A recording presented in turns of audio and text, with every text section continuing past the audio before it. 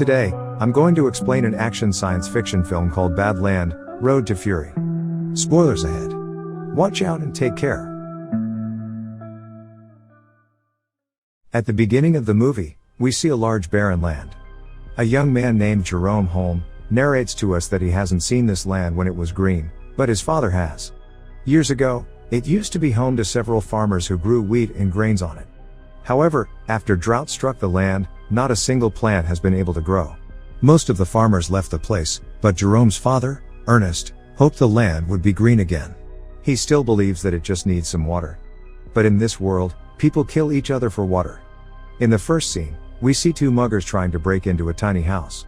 Ernest catches them and kills the first one. The second mugger tries to convince him to spare his life, but is killed when he secretly takes a gun out. His son, Jerome, insists he could have helped him. The house the muggers were breaking into has an old water pump that stops working when Ernest tries to use it. With no water left, the father and son make their way on a mule to the watermen, people who extract water from deep wells through a government deal. Ernest exchanges supply with those people for water. He has been trying to convince them to provide him with water to cultivate a small part of his land for years. However, the watermen only do it for the right amount of money that Ernest cannot afford. On their way back, their mule falls down and breaks its leg. Ernest reluctantly shoots the animal dead. The two come back home to Jerome's sister, Mary, serving them bagged food. Because of water scarcity, we see Mary cleansing the dishes with soil. The following day, Jerome and Ernest visit Sam Lever's auction house to get something to replace the mule who died. There, a robotic carrier machine called the Simulate Shadow, Sim, catches their eyes. Ernest wins the auction against a man named Flem Lever, who also happens to be Sam's son. Flem is having an affair with Mary, unknown to Ernest and Jerome. The two then go to meet Jerome's sick mother, Catherine Holm. She lives in a nearby hospital where she can walk while wired to a special frame. Since the frame is too expensive, they cannot bring her home. Jerome spends his time with his mother that day. Ernest and Catherine kiss goodbye and separate. On their way back, Ernest and Jerome stop at a gas station. We see Ernest take a gulp of petrol after pumping it into his vehicle. The two encounter a couple with a young baby, begging for water. The father, Robbie, wants to sell the baby because they cannot afford to take care of him, but Ernest advises against it and tells him that he'll help them with water. Robbie knows of Flem and Mary's affair, and hints Ernest towards it. At home, Ernest confronts Mary about her sneaking out frequently, but she claims that it is her freedom and tells her father that she hates him. She tries running away, but Ernest locks her in her room and nails her windows shut. One morning, Ernest and Jerome wake up and notice that their robot, Sim, is missing from its shed. Someone had stolen it. Ernest assumes it was Flem and goes to his house, but finds out from Sam that he has left with a truck that morning for the mountains. Ernest then goes looking for him to the watermen, but they knock him unconscious. When he regains consciousness, it is already night. The watermen accuse him of stealing their supplies. Ernest insists that he didn't steal them, but their leader, Caleb, attacks him. They fight for a while, but Ernest manages to get his hands on his rifle and run away from there. On his way back home, he discovers Flem sleeping on the road with Sim by his side. It is clear that he had stolen the machine and the waterman's supplies. Ernest points the rifle at him, holds him hostage, then ties him to the machine. He wants to take Flem back to the waterman to prove his innocence. On their way, Flem makes comments about Mary, which angers Ernest. After walking for a while, both of them get thirsty. Flem persuades Ernest to use the water from the waterman's supply. The two sit down to drink water and chat.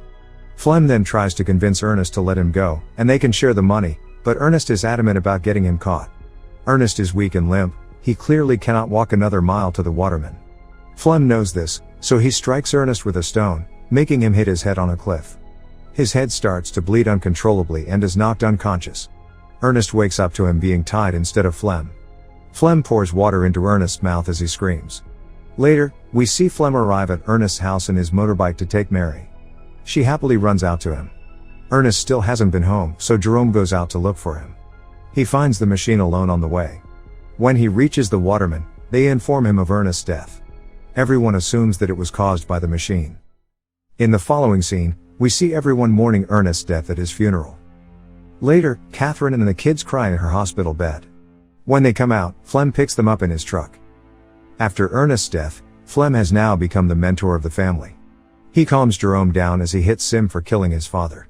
Later, he tells him that Mary is pregnant with his child and that he loves her. Jerome accepts their relationship. Later that day, Flem goes to the watermen and talks to them about sending water to Ernest's land.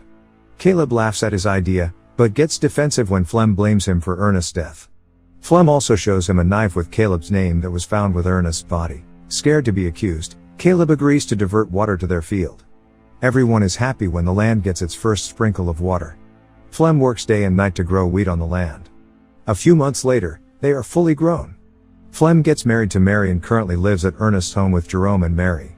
One day, his father, Sam, with some men from the bank approaches their house, threatening to take the land because of Ernest's debt. The debt is too much for Flem to pay, so he takes the machine with him and approaches his friend Robbie that night. He knows about Robbie's intention to sell his child, so he persuades Robbie to come with him, just to see how much a baby can be worth. However, when they reach there, Robbie realizes that Flem has secretly made a deal with the people to sell his baby. The people try to take the baby away, Robbie resists it and is shot dead by Flem. This causes a shootout between the dealers and Flem runs away with the money. However, the robot, Sim, is shot and damaged. This activates the auto mode in the machine, which causes it to return back to its manufacturer, Calvin Hoyman. The following day, Flem pays the bank from the money he sold the child with. Jerome assumes that the money came by selling Sim, so no one suspects anything. In the following scene, we see Sim limping its way back to Calvin, who lives across the border. Calvin calls the number inscribed on Sim and reaches Holmes' residence. He talks to Jerome about the machine coming back to him, which shocks Jerome, because Flem had told him he sold it to Robbie.